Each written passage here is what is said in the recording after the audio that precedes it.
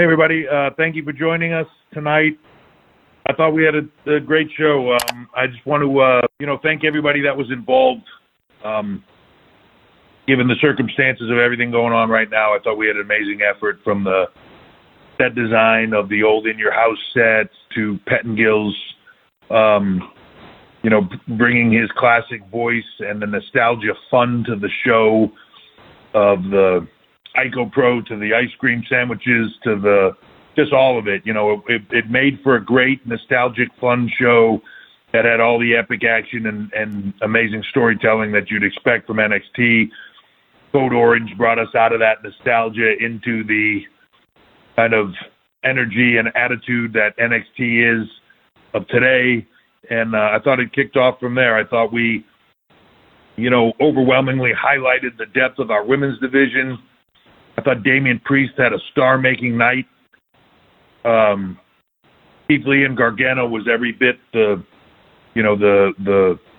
epic storytelling I think that both men bring to the table that you expected. Karrion Kross had an amazing star-making start, and again, Rhea Ripley continuing to evolve as a performer with an amazing night.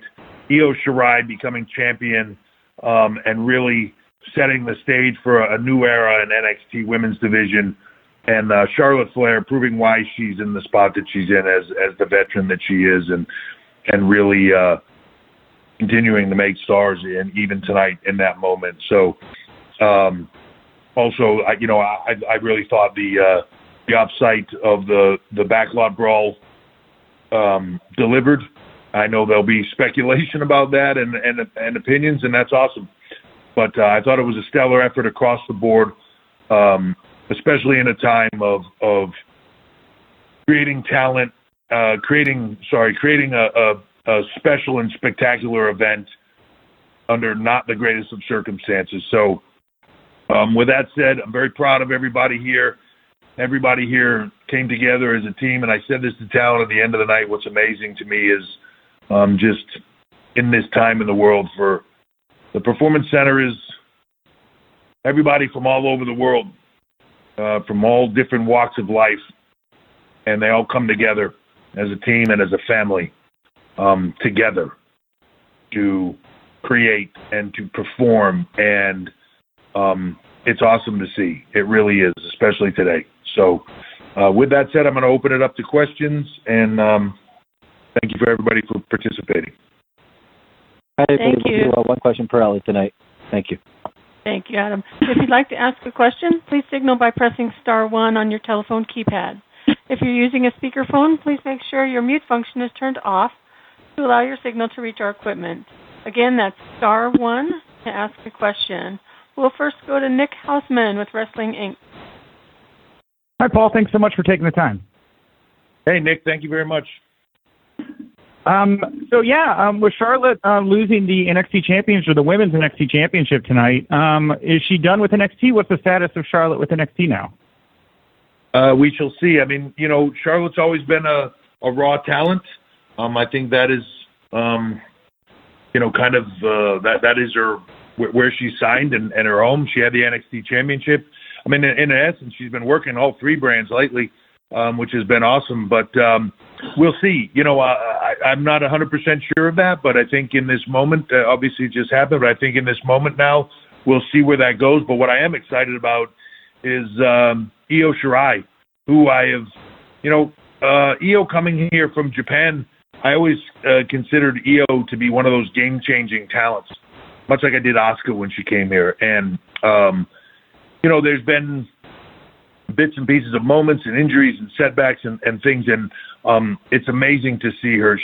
Where she is right now. She's one of the greatest in-ring performers, in the women's division anywhere, and I'm really excited for her. This is a new era for the NXT women's division, and with Io Shirai in that position, it's great. And you can look across that women's division as second to none. You look at Io, you look at Rhea behind her in that match, and then you just look at the opening match of that night, like Candice LeRae, Mia Yim, Dakota Kai, Tegan Knox, Raquel Gonzalez, Shotzi Blackheart, and that's not even the entire division. It's incredibly stacked. It's incredibly talented, and I look forward to big things and epic action from all of them. Cool. Thank you very much, Paul. Great show tonight. Thank you, Nick.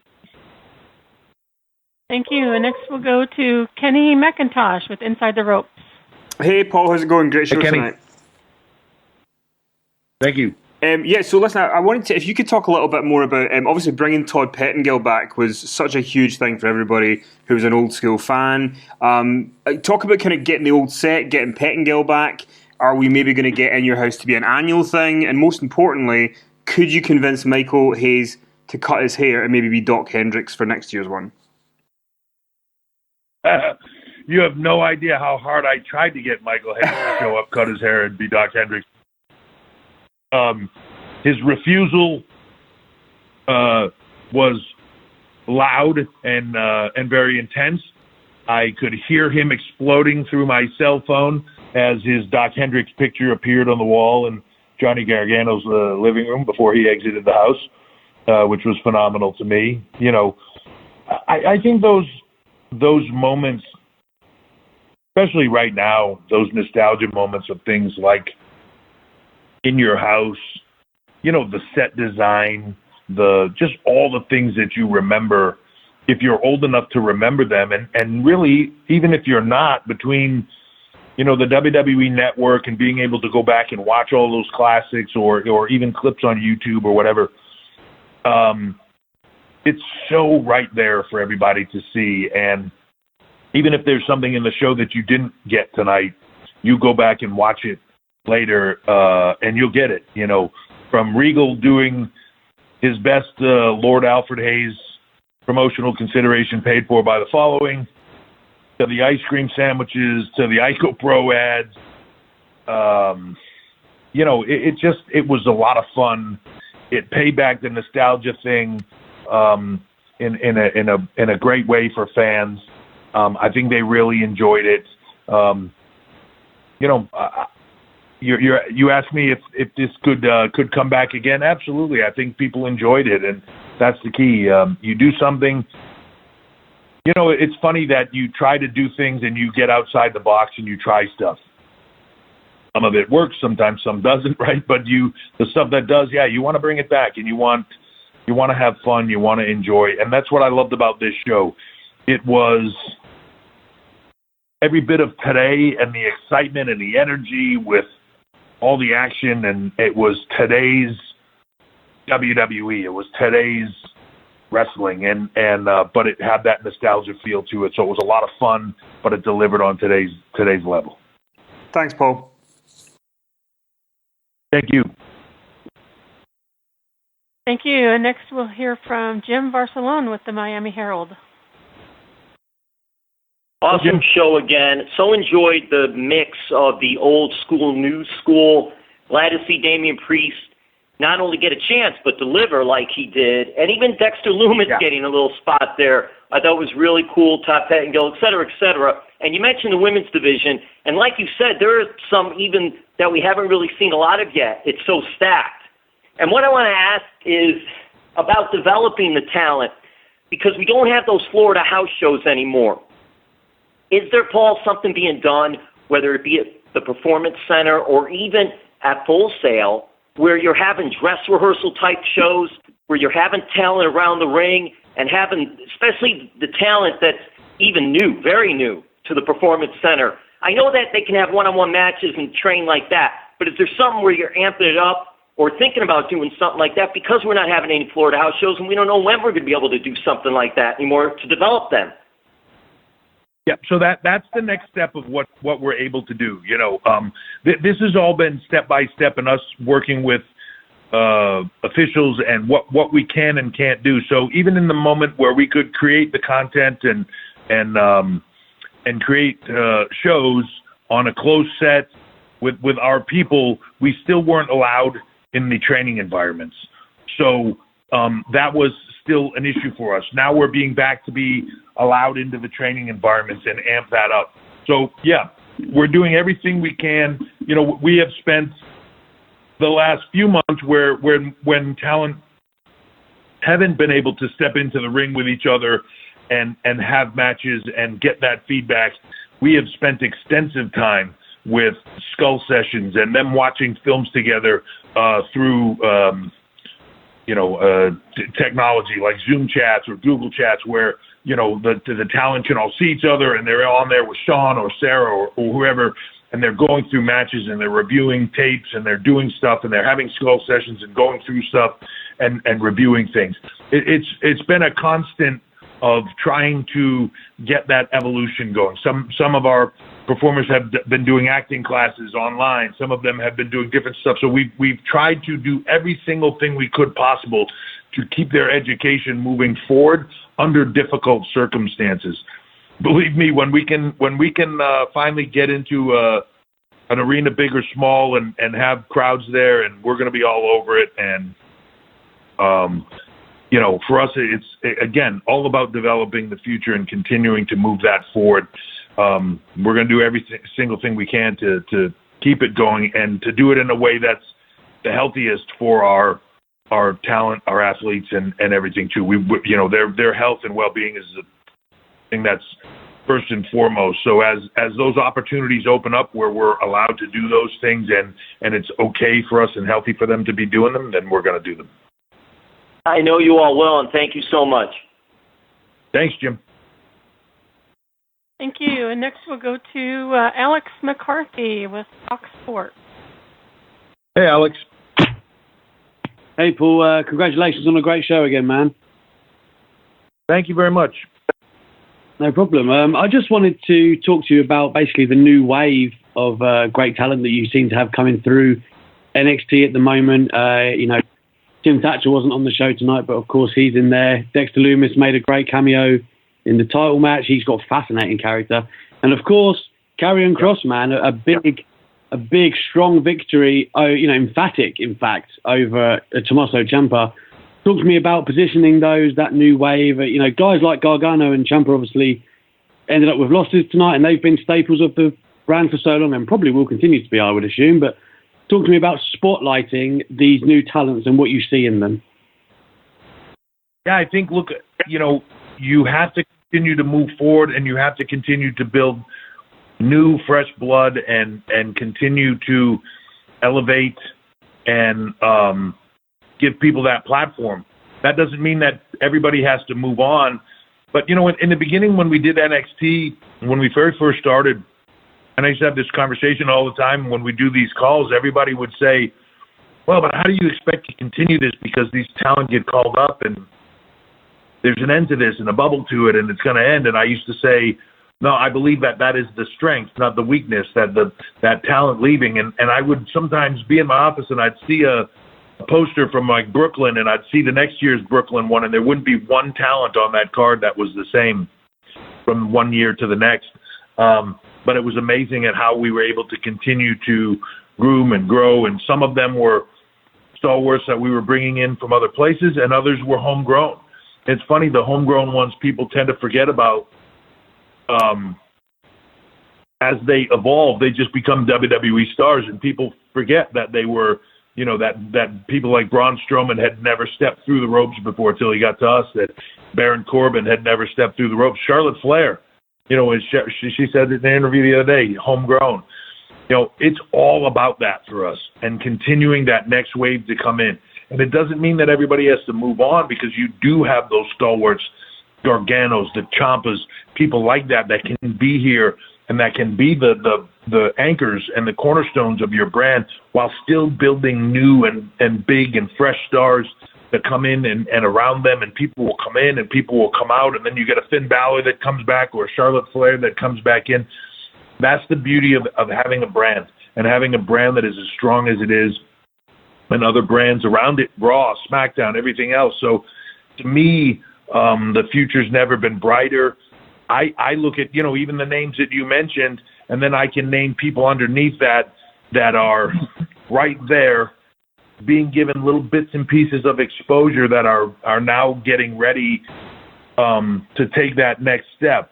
Cameron Grimes, Bronson Reed, people like that, in the women's division. I see incredible differences even in people like Aaliyah that, a few months ago, I think people just kind of sort of wrote off that she was just here. And, man, the last two performances I've watched her have on NXT, I've been like, man, all of a sudden this is a player, right? So there's constant growth, and that's really what this is all about. And that's really what I'm most proud of the brand. And then even the team aspect of it, of veterans that are willing to be on the platform that they're on, but reach down and help those others get to that next level, build them up, build those next big stars. Doesn't take them down. They're bringing people up with them. And to me, that's what this is all about. Thank you, Paul. Thank you, Alex. Thank you. We'll go back to the U.S. and Sean Ross Sapp with Fightful. Hey, Sean. Hey, Paul. Thanks for taking the time. Much had been made of your change in title, so to speak, and you even joked about it on the air on one of the first SmackDowns from the PC. How did your duties change, or did they at all with the new title that you have? It really, it's just a funny thing because people made such a huge deal out of that.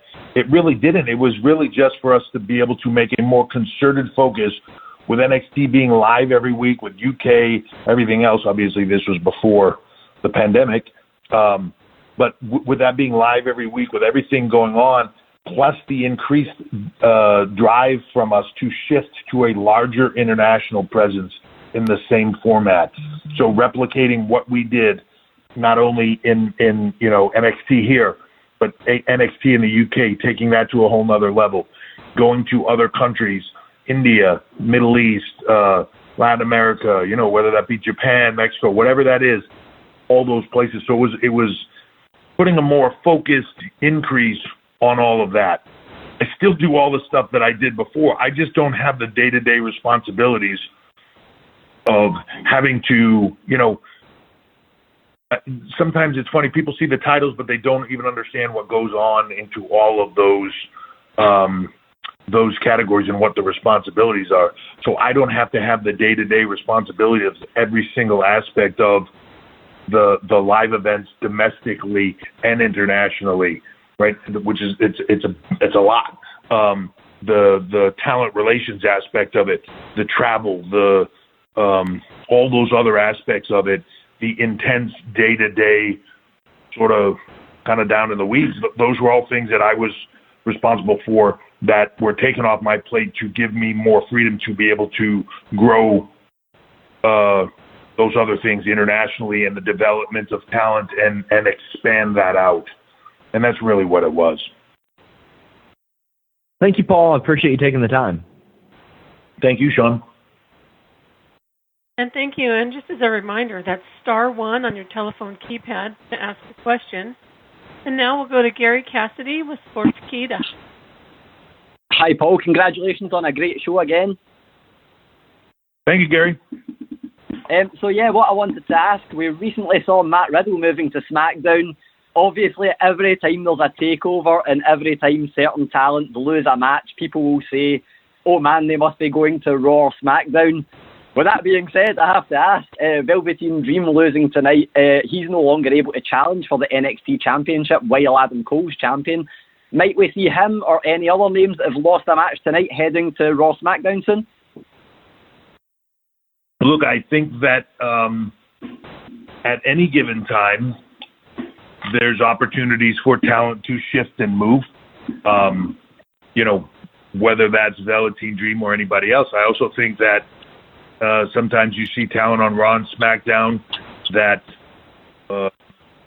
you can only be in the same place for so long doing the same things with the same people, and to see that shift. So much like you saw Finn Balor here, I think you're going to see that back and forth and shifting. As far as Velveteen Dream specifically goes, you have to wait and see. But there's always going to be movement of talent. There's always going to be around. I think it's great that people think when anybody loses a match or something that they must be leaving. But I think it keeps people guessing and they don't know. And that's when this business is really, to me, at its most special is, when sometimes predictable things are good, sometimes there's a good level of predictable, but other times that unpredictable level and that being surprised, that being shocked, and oh my God, I didn't see that coming. That's me. That's when this business is really fun, and that's what makes it exciting. So, again, it's open for everybody, but you'll have to wait and watch, man. Excellent. Thank you so much. Thanks, Greg. Thank you. And next we'll go to Mike Johnson with pwinsider.com. Hey, Mike. You're on mute, Mike. Your line's open. Mike, you're on mute. He waited so long he fell asleep. Going once? Going twice? All right, Mike, well, if you can get back in, we'll be here waiting. We'll get you in. All right, we'll next go to Bill Pritchard with WrestleZone.com. Hi, Bill. How are you? I'm great. How are you? Doing good. So I wanted to ask about Adam Cole. You're talking a little bit about, the value of certain talents on the NXT roster right now. Can you talk about how valuable he's been having him consistently on the NXT brand and, what he means for the brand going forward this year? Man, Adam, I can't say enough not only about Adam Cole, the performer, and what he brings to the table and how consistently good he is. If I was to place money on anybody, any time we're on the air that he's on there, that he's going to steal the show, Adam Cole is a sure bet. But if I was to put that aside and say the professional, the leader, the example, the human being, I don't know that I can speak any higher of anyone than Adam Cole. He's that level of performer. He's not only the kind of guy that you want as a contributor because he's that good, but he's the kind of guy you just want to work with, you want to work for, you want to work hard to do things to help him succeed and to set the table for him to be able to do it and all those things. You want to work for him. He's just that kind of guy. I can't say enough stuff about him. He's a consummate pro, and I love working with him. Thank you very much. Thank you. And as a final reminder, that's *1 on your telephone keypad to ask a question. And next we'll go to Alistair McGeorge with Metro. Hey, Paul. How you doing? I'm good. Yourself? Yeah, not too bad. Tired, but fine. So I'm going to keep it short and sweet and just say to Keith Lee, future world champion, and, what do you reckon? I'm sorry, did you ask me a question? I heard it broke up a little bit. You said Keith Lee, future world champion. Just presenting that idea to you. Yeah. Yeah, look, it certainly wouldn't shock me, right? I mean, Keith has every tool. It's funny with it. Sometimes on the air, more we'll call him a moment maker. He is. He's just a moment-making machine. His matches are stellar as he's become comfortable here. It's funny when talent first sometimes get here. You're doing the same things in how you work with them, but they have a preconceived notion of what they think you're looking for and how you're looking for it, so they change what they do to start to try to deliver some preconceived notion of what they think that you want, but it's really not what you're looking for, and it sometimes takes a while. And man, now that Keith is comfortable here, like he's just, again, as almost like what I just said with Cole, man, such a great guy, hardworking, humble, just wants to deliver, great human being, locker room leader, just everything that you could want, and ultimate pro, right? And he's just the kind of guy that you want to work hard for and you want to deliver for him. And again, I love working with him. So you say Keith Lee, world champion, and if you ask me what my opinion is at, I say hell yeah. Perfect. Thank you very much, and have a good night. Thank you, man. Thank you, and we'll go to Mike Johnson with PWInsider.com. Hey, Mike, welcome back. Can you guys hear me now? Can you hear me now? We have you now. Yeah. All right. I don't know what happened earlier. I apologize for the dead air.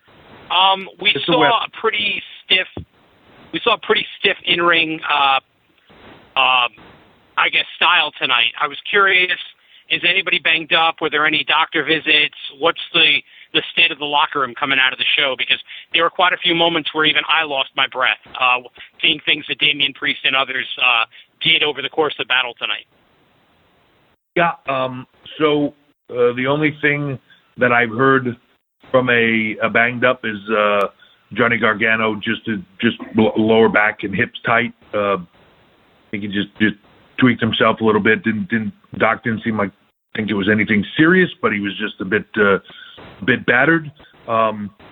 Everybody else seemed to be great and healthy, though adrenaline is a magical thing.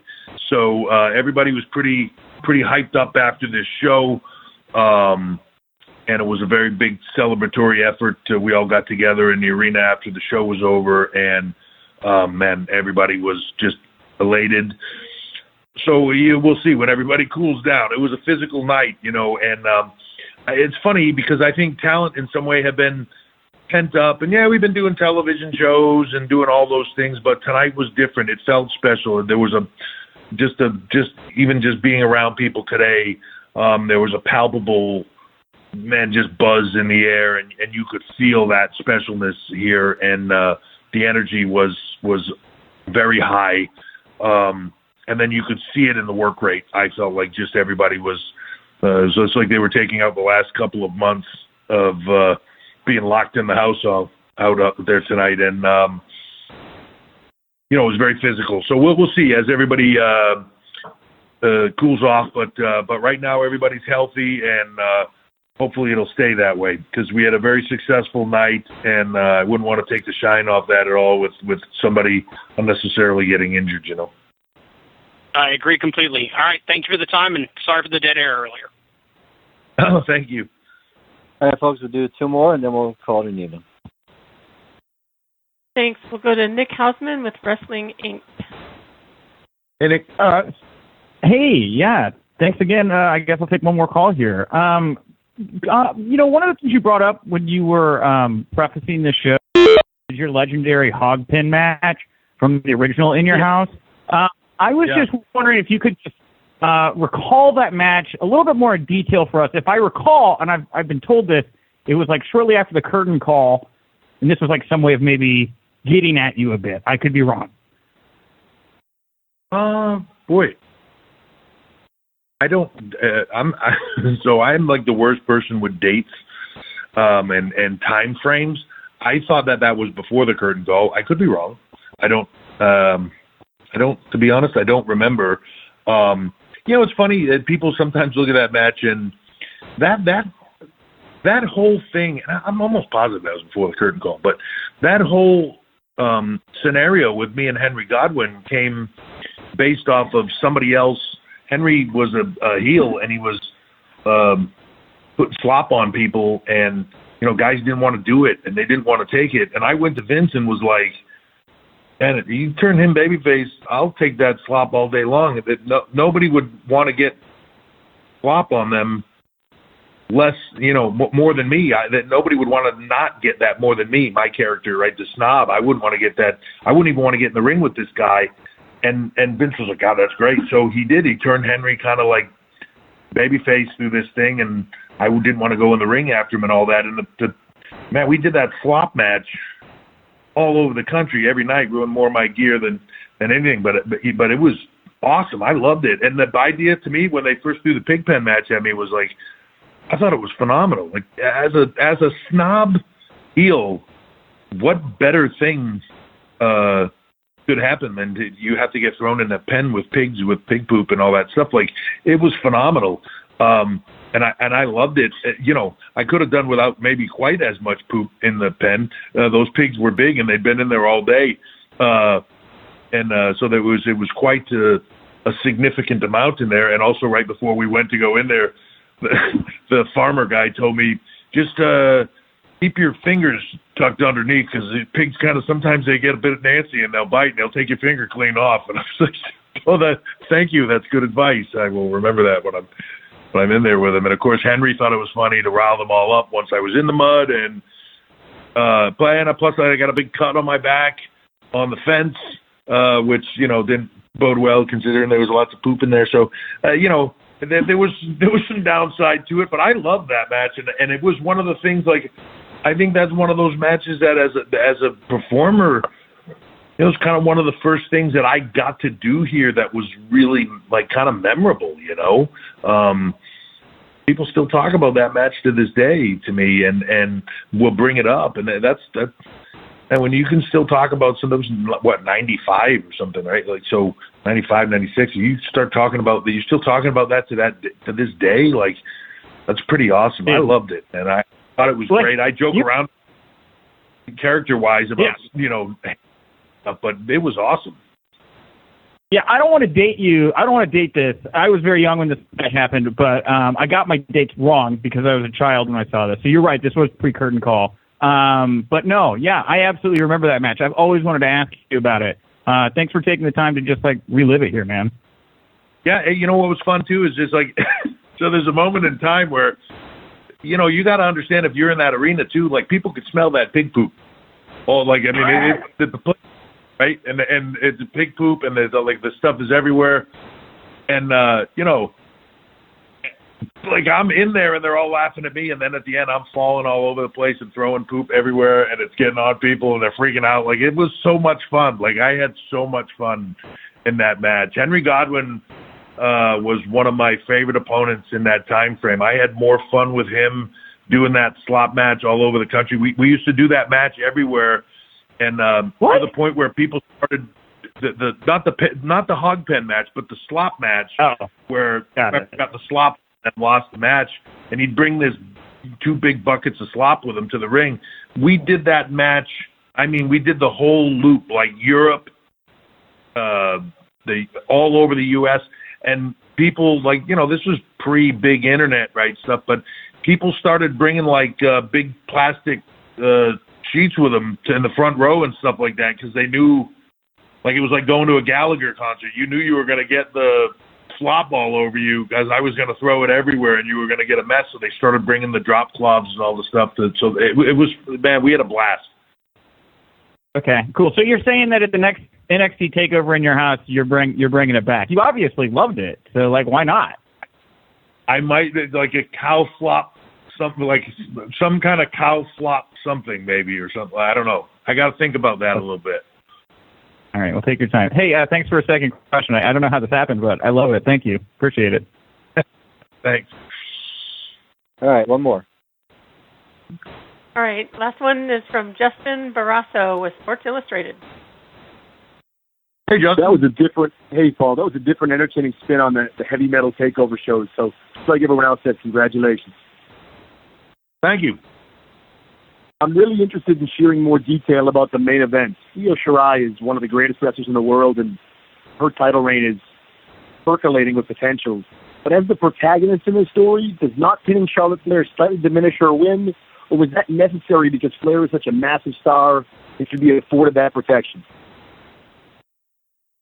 I don't necessarily look at it either way. For me, it's part of the long-term storytelling. And hopefully, look, the difference between this and writing Game of Thrones is you write Game of Thrones and it happens, right? And this is physical storytelling, and things can happen over the next month, 2 months, 3 months, 4 months that change the directive. But the intent is knowing where we're going, how we want to get there, and the storytelling to get there. that finish was done tonight the way it was done for a very specific reason.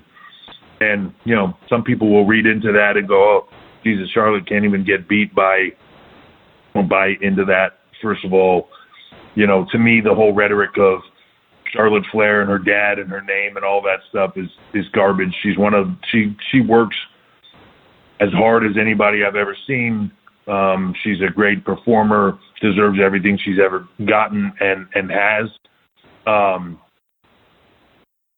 It was done for a very specific reason, for storytelling purposes, and hopefully, if we get to tell the story the way we want to over the coming months, I think 3-4 months from now you'll go, I know exactly why they did the finishes they did. And thank you. Just a quick follow-up to that. Can you kind of scratch the surface on this too, Paul? But that Finn Balor, Damian Priest match reached an incredible high elite level. I think it's the best match I've ever watched Priest wrestle. NXT is overflowing with talent. So, A, should that match serve as a new standard for Priest? And B, are you just accustomed to it by now? Or does Balor's ability in the ring still surprise even you? Yeah, what's funny? I just said this with Renee when we were doing the Facebook. Finn's one of those guys that is just so consistently good that you just come to this level of expectation of he's going to deliver this great match for you. And I think you almost, like when it's great, you almost go, it's Finn. Right? And it loses that specialness because he's so consistently good. But man, he was incredible tonight. And again, I'll repeat, I thought Damian Priest had a star-making performance tonight. It takes guys a while, and it takes – he's been handed the ball here more than he's ever been handed it anywhere before, and I think even at some points in time being handed that ball was a little bit overwhelming to him. And tonight I felt like Tonight I felt like knowing him and then sometimes watching him perform, it was like two different people a little bit. Tonight was the first time I felt like he really performed and gave me him, and just let it go and was just there. He was feeling it. He was in the moment, and he was just there. He wasn't thinking. He wasn't overthinking. He was just performing and in the moment, and it was coming from him, and it was real. And so tonight was the night for me watching. I felt like Damian Priest arrived. Like that, tonight was the first night I saw Damian Priest. And that's the Damian Priest I've wanted, and here he is. So now I can build on that. And yes, that should be the new kind of moment or the new match for Damian Priest. That's the thing. But I feel like he had that star-making moment, and now it's up to us and up to him to capitalize that on and keep giving us that. Thank you, Paul. Thanks, Jason. All right, folks, that'll wrap up tonight's conference call. Turn back to Paul for a few closing comments. Thank you guys very much for participating tonight. My hat's off. I know it was mentioned earlier about the set and everything else. I just want to take a moment to mention everybody behind the scenes that works on these shows, from the crew that builds the sets, the house, the everything that to the graphic designs that really brought back that old nostalgia feel, but had some new to it as well. To Code Orange and everything that they did here tonight, bringing that current vibe to the talent, to the behind-the-scenes staff, to everybody here. I mean, it's just really, truly a team effort. I want to thank all of them because under sometimes in this current time, very difficult circumstances all the way around. None of this is ideal, and I can't thank them enough because without them, we can't do this, and their extra effort really puts it out the extra mile. And I hope that, I hope fans of everything that is still continuing to perform or continuing to put out entertainment for people are appreciative of it because it's not easy right now. And we're having a blast doing it, don't get me wrong, but it's a lot of extra work and it's not easy, and I hope everybody appreciates it. So I appreciate it. My hat's off to everybody, and thank them very much. And thank you all for being a part of this. And I look forward to talking to you next time. Thanks for the support.